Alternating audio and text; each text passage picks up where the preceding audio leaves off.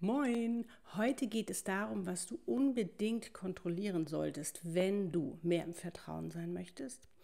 Wenn du dir einen Wunsch erfüllen möchtest, egal ob im Business oder in der Liebe, oder auch wenn du dir dein absolutes Traumleben erschaffen und leben möchtest. Und was das ist, das verrate ich dir jetzt in diesem Video. Und wie du mich kennst, habe ich auch einen Tipp für dich, wie du das am besten umsetzt. Ich bin's, Annette Burmester, dein Channel-Seelenexpertin und Visionärin mit meiner Seele Easy. So schön, dass du da bist. Okay, los geht's.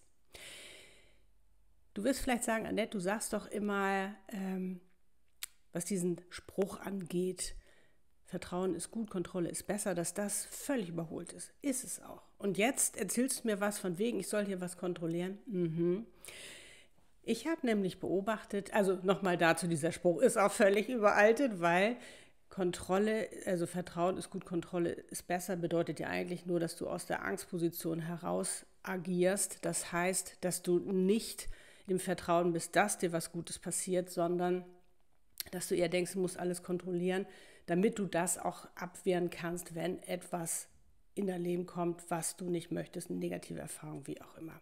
Aber darum geht es überhaupt nicht mehr, jetzt in dieser transformierenden Zeit, sondern es geht jetzt wirklich auch darum, im Vertrauen zu sein. Und ich habe das so oft jetzt schon erlebt und erlebe es immer wieder. Und manchmal passiert mir das auch, da bin ich ganz ehrlich, dass man wirklich ganz gut im Vertrauen ist und manchmal wieder rausrutscht. Oder es gar nicht so erst so richtig schafft und du vielleicht denkst so, oh Mann, wie schaffen die denn das alle? Irgendwie sprechen die immer vom Vertrauen, Vertrauen, Vertrauen und ich kriege es irgendwie überhaupt nicht auf die Reihe. Was mache ich denn da falsch? Und wieder ganze Selbstzweifel kommen und. Es sind deine Gedanken, die du kontrollieren musst, weil deine Gedanken, die haben ja Einfluss auf deine Gefühle. Die heben ja Emotionen oder lösen Emotionen aus. Und das bedeutet wieder Emotionen, Gefühle, dass du in einer Frequenz schwingst. Und diese Frequenz, je nachdem, was du fühlst, zieht natürlich auch das an oder motiviert das mehr in dein Leben zu kommen, in welcher Frequenz du bist. Gesetz der Anziehung.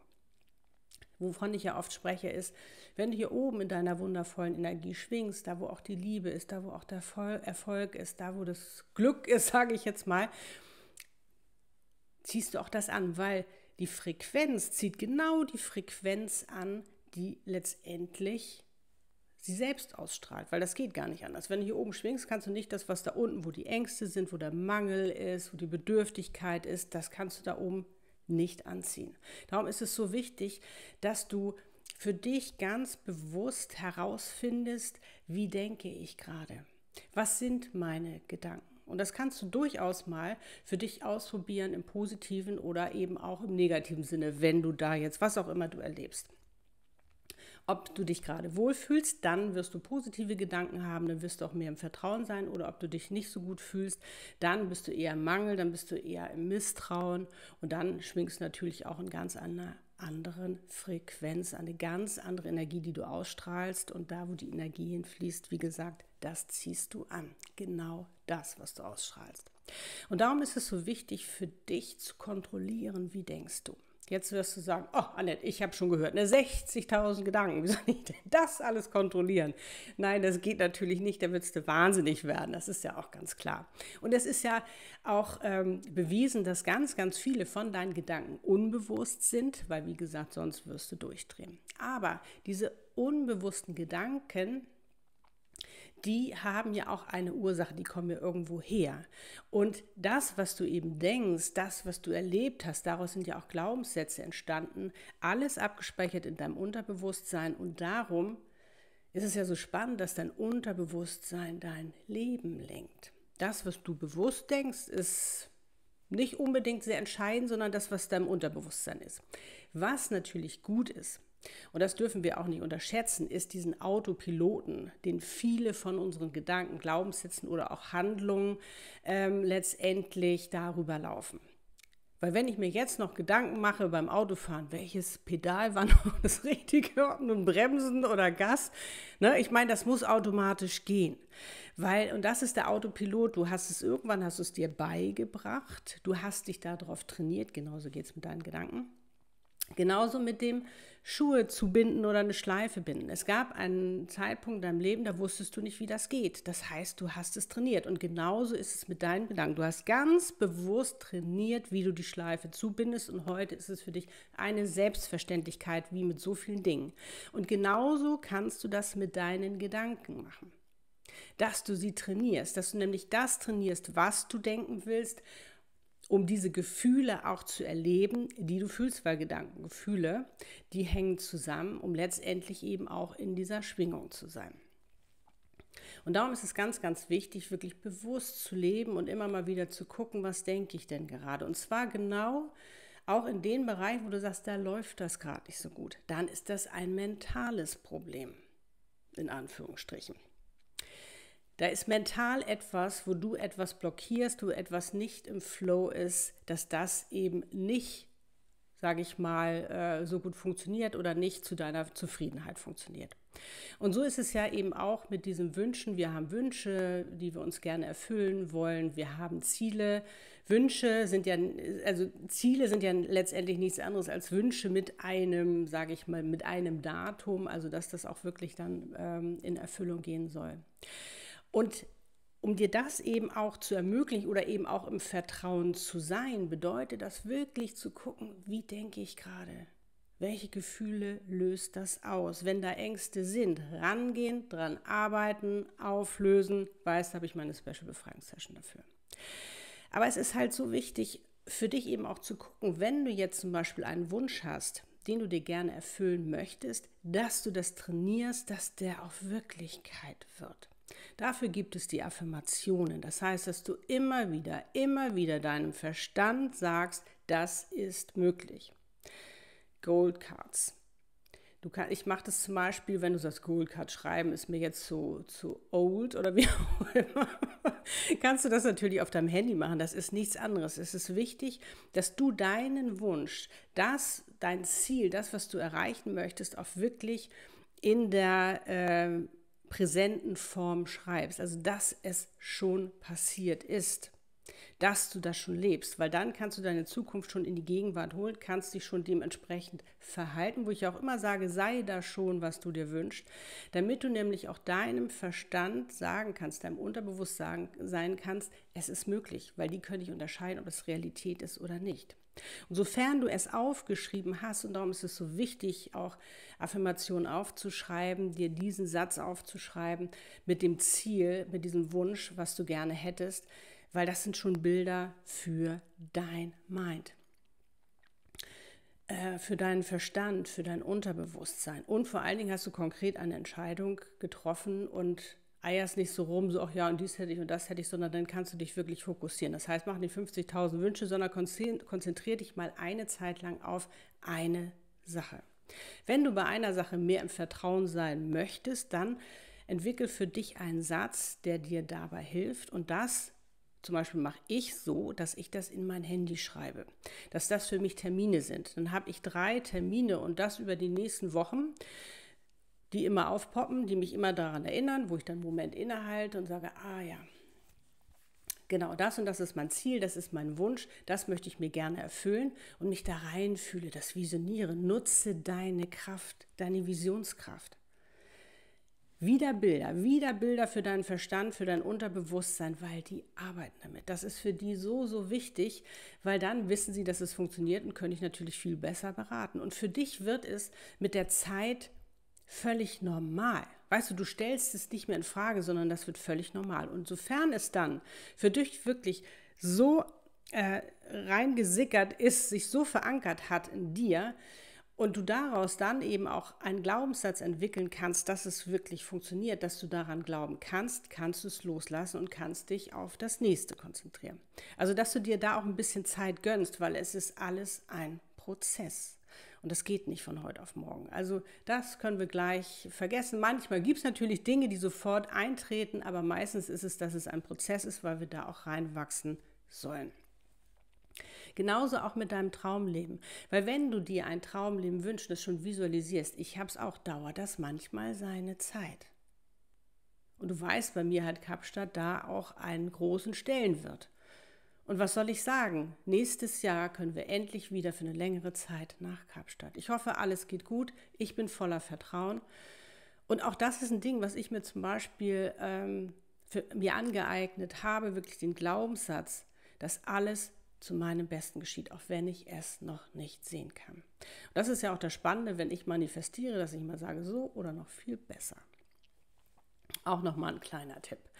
Also das ist ganz, ganz wichtig, dass du für dich kontrollierst, was denkst du, weil wenn du die ganze Zeit Glaubenssätze hast, dass es nicht funktioniert oder dass du es nicht kannst, die ja meistens unbewusst sind, wird es auch nicht funktionieren. Und du bist natürlich enttäuscht und sage ich mal, hast auch keine Lust mehr weiterzumachen, resignierst irgendwie, weil es nicht funktioniert. Aber das kann allein an einem Glaubenssatz hängen, dass das nicht funktioniert. Wie hat Henry Ford schon gesagt, ob du glaubst, du kannst es oder du kannst es nicht, du hast immer recht. Und ich habe dir mal hier so ein kleines, ich mag ja diese Grafik ganz gerne, weil es die so gut erklärt, habe ich natürlich jetzt nicht spiegelverkehrt. Okay, alles klar. Okay, also, wenn du dir mal überlegst, das ist dein Gedanke.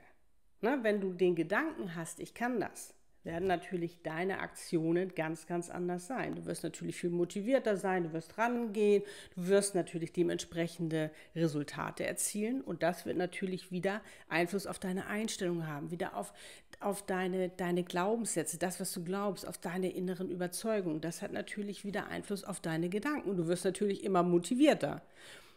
Im Gegensatz dazu, wenn du genau andersrum denkst, und zwar, dass du sagst, ich schaffe das nicht, das funktioniert nicht, ich kann das nicht, werden natürlich deine Aktionen viel, viel weniger sein, ganz, ganz anders ausfallen, genauso deine Resultate. Und sie werden nicht so wie bei der ersten Runde, wo du sagst, ja, ich kann das, sondern hier eher kann ich nicht, wirst du bestätigt werden, dass du es nicht kannst und wirst sagen, siehst du, wusste ich es doch. Wieder Einzahlung auf dein Einstellungskonto, dass du es nicht hinkriegst und das löst wieder neue Gedanken aus. Und merkst du, was das für ein Kreislauf ist? Und du bestimmst, was du hier denkst. Aber das kannst du natürlich nur, wenn du das auch bewusst machst. Das heißt, dir wirklich auch stichprobenartig oder herausnehmen, wie denke ich gerade, wenn es dir nicht so gut geht. Dann sind es meistens Glaubenssätze oder negative Gedanken, ist ja ganz klar, aber wie kann ich die ändern, so dass es mir wieder gut geht? Ich meine, ich spreche auch so oft darüber, wie schnell es geht, dass du deine Gedanken ändern kannst, dass es dir gut geht. Da können wir gerne mal eine Übung machen. Schließe dazu einfach mal kurz deine Augen, atme einmal tief ein und über den Mund wieder aus. Und jetzt denkt man etwas Positives. Merkst du, was da passiert? Es kommt schon gleich ein Lächeln in dein Gesicht, du fühlst dich gut. Und jetzt machen wir es genau umgekehrt. Jetzt denkt man etwas Negatives, was du gar nicht magst, was dir gar nicht gut tut. Was dann passiert? Du merkst, der Körper zieht sich zusammen, es ist nicht mehr diese Offenheit, diese Empfangsbar, sondern es zieht sich zusammen, fühlt sich gar nicht gut an. Aber jetzt wollen wir natürlich, denk nochmal jetzt an den positiven Gedanken. Grinse und öffne nochmal deine Augen. Merkst du, was da passiert und wie schnell das geht? Und dieses Trainieren ist einfach so wichtig, weil diese Neuronenbahnen sich ja auch neu legen müssen. Und das machst du ja mit diesen Affirmationen, das machst du mit diesem Visualisieren, mit diesem kurz Innehalten, dich wirklich auch in dieser Situation befinden oder auch schon dich so zu bewegen oder entscheiden, dass es schon geschehen ist. Das ist ganz, ganz, ganz wichtig, weil damit hilfst du dir selbst, dass deinem Wunsch, auch deinem Traumleben, was es auch immer sein mag, auch deinem Vertrauen wirklich, das auch immer mehr leben zu können. Und vielleicht sagst du jetzt, weil ich weiß, ich habe ja viele, wo es auch wirklich um den Seelenpartner geht, wo natürlich auch noch eine andere Person mitspielt und du vielleicht sagst, Annette, ja, ich habe diesen Wunsch und ich habe das schon manifestiert, meinen Seelenpartner, aber er kann nicht, er ist noch vergeben und all diese ganzen Sachen habe ich ja oft auch drüber gesprochen. Dann liegt es natürlich nicht nur an dir, dass du mit deinen Gedanken da was ändern kannst, dass er jetzt zu dir kommt unbedingt, sondern du kannst natürlich dir dann Gedanken schenken, wie du damit besser umgehst und ihn dann in dem Moment, wenn er wirklich nicht kann, wirklich auch loslässt. Das heißt ja nicht, dass er nie kann. Vielleicht muss er jetzt erst auch sich um die Kinder kümmern und kann erst in ein paar Jahren, weiß ich, will keiner hören. Man will ihn sofort haben, kann ich ja verstehen. Ich meine, da hat man diesen wundervollen Menschen getroffen und er kann nicht aus den besagten Gründen, weil wer weiß, was der wieder für Gedanken hat, was der wieder für Glaubenssätze hat, die ihn daran hindern, wirklich mit dir zusammen zu sein, weil mit einem Seelenpartner zusammen zu sein, das kostet ganz viel Mut, weil wir meistens schon etwas älter sind. Manche treffen sich natürlich auch viel eher oder sind Single. Hervorragend, beste Voraussetzung, aber manchmal ist es später. Und dann sind wir schon so, weißt du, so haben wir uns schon so eingenistet in unseren Umständen, mit denen, wie wir leben, mit unserer Komfortzone und alles. Und da auszubrechen, das ist halt schwierig, weil das dann wirklich so zu ändern, den Mut aufzubringen und da letztendlich sein bisheriges Leben zu verlassen, ganz, ganz Neues anzufangen, ist nicht einfach. Das wissen wir. Also, wie gesagt, wenn du dir wünschst, mehr im Vertrauen zu sein, hat das mit deinen Gedanken zu tun. Trainiere deine Gedanken, mehr im Vertrauen zu sein. Und da natürlich dich auch zu öffnen für das Wundervolle, für die wundervollen Möglichkeiten, die natürlich dann auch das Universum schicken kann, wenn du hier offen bist, wenn du natürlich auch mehr im Vertrauen bist. Weil das bedeutet ja auch, dass du immer mehr auf deine Seele hören kannst, immer mehr auf dein Herz hören kannst, das Sprachrohr deiner Seele und weniger auf deinen Verstand, sondern dass du deinen Verstand eher als Strategen benutzt, wie du eine Sache umsetzt, weil ohne den kannst du nicht. Aber dass du immer mehr hier in der Verbundenheit bist, weil das ist ganz, ganz wichtig, gerade wenn du dein Traumleben leben willst. Weil dein Verstand kann dir nicht sagen, wie das aussieht, der hat gar keine Ahnung, der hat gar keine Ahnung von deiner Zukunft. Der kann ja nur aus der Vergangenheit dich beraten. Aber deine Seele, deine Visionärin, die weiß doch, was los ist. Die hat einen Seelenplan geschrieben, die weiß doch ganz genau, was für dich drin ist, welche ungeahnten Möglichkeiten noch auf dich warten. Und auch wenn das mit dem Mann vielleicht noch nicht klappen sollte, vergiss nicht, du bist nicht auf dieser Welt wegen diesem Mann, sondern du bist auf dieser Welt, weil du eine wundervolle Seelenaufgabe hast. Auch die können wir channeln. Vielleicht kommst du da auch gerade nicht weiter, dann kann das sein, dass du Gedanken hast, Glaubenssätze hast, die sagen, das ist ja viel zu schön, um wahr zu sein, dass du damit glücklich erfolgreich bist.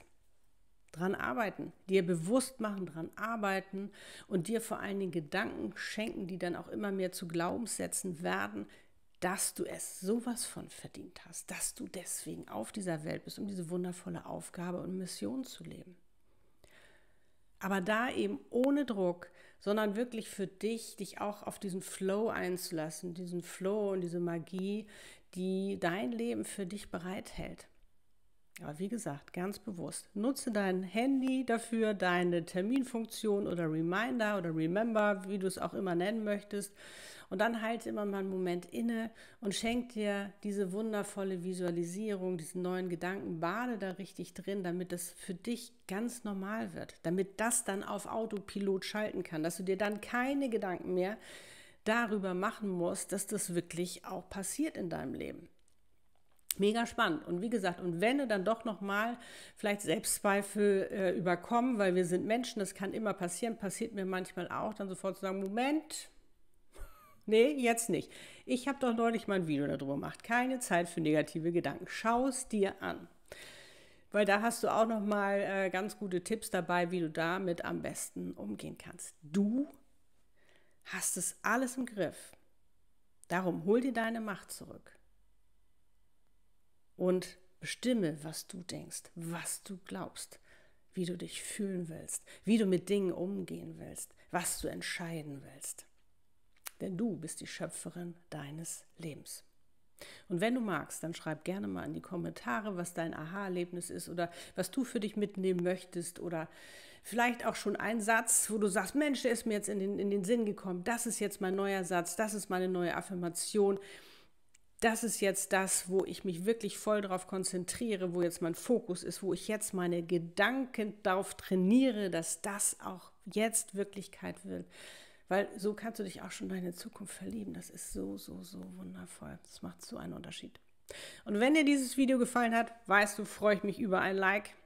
Abonniere auch gerne meinen Kanal, damit du nichts mehr verpasst oder teile es auch gern mit anderen. Und jetzt kann ich wie immer nur sagen, wie schön, dass es dich gibt und gönn dir so viele positive Gedanken, weil du bist die Schöpferin deines Lebens. Du bist der Meister oder deine Meisterin deines Lebens. Du bist die Bestimmerin. Das, was du für dich richtig hältst, wie du dich fühlen möchtest, das darfst du bestimmen, das darfst du festlegen. Und nutze doch dieses wundervolle Werk an Körper. Ich finde den Körper sowieso faszinierend. Dein Verstand, all deine Neuronen, das Unterwo, alles Mögliche, damit es dir zu Diensten ist sozusagen. Es ist alles für dich da. Bloß wenn du das Kommando nicht gibst, machen die, was sie wollen. Also, gib du das Kommando. Wie gesagt, du hast die Kommandozentrale in dir und werde das, was du dir im Außen wünschst, schon in dir selbst. Weil nur hier drin, in dir, kannst du etwas ändern. Im Außen funktioniert das nicht allein. Aber du kannst hier ändern, damit sich das Äußere ändert, und zwar auch für dich. Love and smile, so oft du nur kannst. Und wie gesagt, ganz, ganz, ganz viele tolle, positive, motivierende, inspirierende Gedanken wünsche ich dir. Und ja, alles, alles Liebe, deine Annette und Easy. Lebe deine Einzigartigkeit. Du bist ein Geschenk.